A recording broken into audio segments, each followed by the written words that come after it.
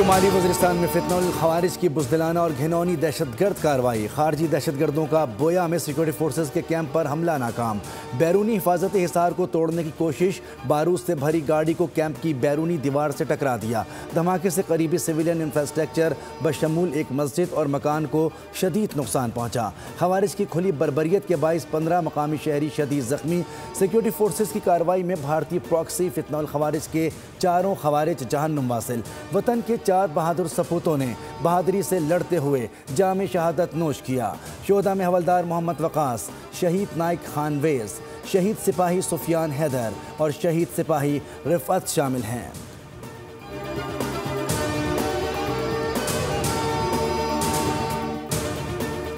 بنگلہ دیش میں نوجوان انقلابی رہنما شریف عثمان ہادی کی میت سنگاپور سے ڈھاکہ منتقل کر دی گئی، بھارت مخالف شدید احتجاج اور پرتشدد مظاہروں کا سلسلہ شروع، ڈھاکہ میں مشتعل مظاہرین نے سڑکوں پر نکل کر عوامی لیگ اور میڈیا اداروں کے دفاتر کو آگ لگا دی، شیخ مجیب الرحمان کی رہائش گاہ بھی نظر آتش توڑ پھوڑ کر کے اہم سڑکیں بند کر دی، مظاہرین کی مودی کے خلاف نعرے بازی، کہا کہ قتل میں بھارتی ایجنسی را کا ہاتھ ہے، تفتیشی حکام کا کہنا ہے کہ حملہ آور بھارت سے غیر قانونی طور پر آئے اور بھارت ہی فرار ہو گئے، مشتبہ قاتل کی شناخت فیصل کریم مسعود جبکہ موٹر سائیکل چلانے والے کی عالمگیر شیخ کے نام سے ہوئی۔ بنگلہ دیش میں کل یوم سوگ کا اعلان کر دیا گیا۔